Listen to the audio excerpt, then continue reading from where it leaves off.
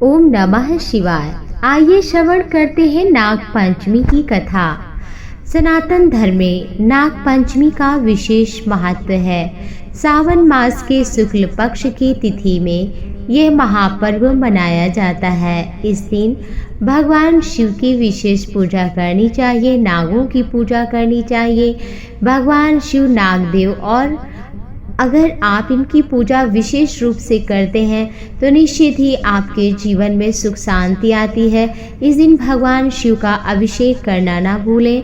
अपने ही घर में शिवलिंग हो, छोटा जैसे भी या पार्थिव, तो दूध चढ़ा करके, फिर जल चढ़ा करके, बिल्वपत्र आदि जो आपके पास हो, धूप दीप नैवेद्य से भगवान शिव को जरूर प्रसन्न करें। भगवान शिव ने नागों को आभूषण रूप में धारण कर रखा है, इसलिए अगर उनकी कृपा हो जाती है तो कभी अकाल मृत्यु नहीं होती तथा नागों का भय भी नहीं रहता है। चलिए कथा श्रवण करते। इस कथा को सुनने से नाग की कृपा मिलती है। बहुत समय पहले एक राज्य में सेठ रहा करता था, जिसके 7 पुत्र थे। सेठ के 7 बेटों की शादी हो चुकी थी। सेठ की सबसे छोटी बहू बड़ी बुद्धिमान चरित्रवान थी। एक दिन बड़ी बहू घर की सभी बहुओं को मिट्टी लाने के लिए अपने साथ ले गई। मिट्टी खोदते समय बहू को एक सांप दिखा, जिसको खुरपी से मारने लगी। तभी छोटी बहू ने रोक दिया और कहा, सांप का इसमें कोई पाप नहीं है। सांप के पास जाकर छोटी बहू बोली कि तुम यहीं रुको, हम थोड़ी देर में वापस आते हैं। ऐसा बोलने के बाद सभी बहुएं घर वापस आ गईं, काम में व्यस्त हो गईं।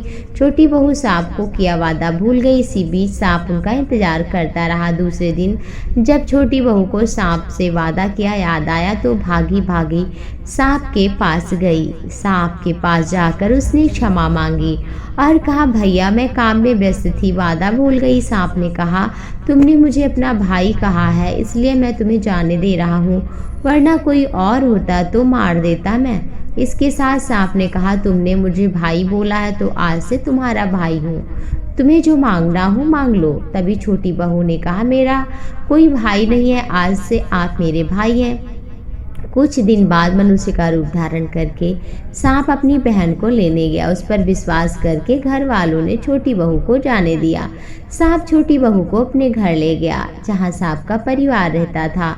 सांप के घर में बहुत सा धन था। देखकर बहू हैरान थी। एक दिन सांप की माँ ने छोटी बहू को कहा, अपने भाई को ठंडा दूध पिला देना, मगर छोटी बहू ये बात भूल गई और सांप को गर्म दूध पिला दिया, जिसकी वजह से सांप का मुंह जल गया। सांप की माँ बहुत गुस्से में थी, मगर सांप ने उसे समझाया। थोड़ी देर बाद सांप ने कहा, अब बहन का घर जाने का समय आ गया है। घर से विदा करते समय सांप के परिवार ने छोटी बहू को सोना चांदी हीरे मोती जवाहरात दिए। जब छोटी बहू घर आई तो घर में धन देख कर के लोग बहू को जलने लगे। गहनों के साथ सांप ने छोटी बहू को हीरे की और मणि से बना हुआ हार दिया था। पूरे राज्य में इसी की चर्चा थी। जब रानी को पता चला तब हार मंगवाया। ये छोटी बहू को ये अच्छा नहीं लगा। सांप को बुलाकर सब बता दिया। छोटी बहू ने भाई से आग्रह किया, ऐसा कुछ करे जिससे छोटी बहू के गले में हार बन जाए, दूसरों के गले में सांप। बहन की बात मानकर भाई ने ऐसा ही किया। जब रानी ने हार पहना तो सांप में बदल गया। रानी चिल्लाने लगी। चीख सुनकर राजा ने छोटी बहू को लाने का आदेश दिया। जब छोटी बहू राजा और रानी के पास आई तब उसने बताया कि मेरे उसके गले में हार, दूसरे के गले में सांप बन जाता है।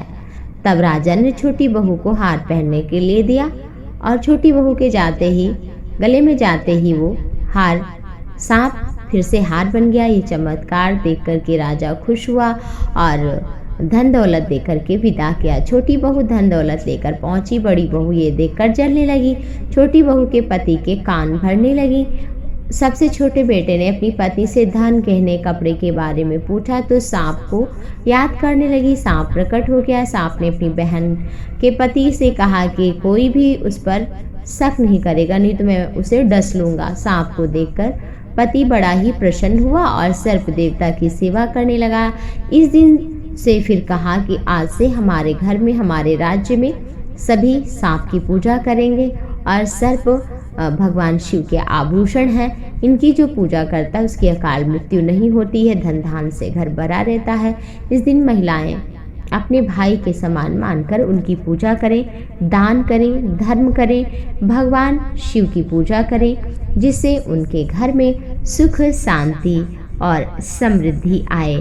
और इस तरह से हर व्यक्ति को नाग पंचमी के दिन पूजा करना चाहिए। पौराणिक कथाओं के अनुसार, शास्त्रों के अनुसार प्राचीन काल में भी नाग की पूजा होती थी और नागवंशीय लोग अभी भी मिलते हैं, कबीले में रहते हैं। और इनके प्रमुख नाम जो हैं, 8 नागों का नाम ज़रूर लेना चाहिए। अनंत, वासुकी, तक्षक, करकोटक, पद्म, महापद्म, शंख और कुलिक। ये 8 अनंत नाग, ये जो समुदाय हैं, इनकी आराधना पूजा करने से जीवन में सुख, शांति और समृद्धि आती है। तो आप सभी को ये कथा अच्छी लगी हो तो लाइक करिए, दोस्तों को शेयर करिए, चैनल को सब्सक्राइब करिए। हमारी ओर से आप सभी को नाग पंचमी महापर्व की बहुत बहुत हार्दिक शुभकामनाएं।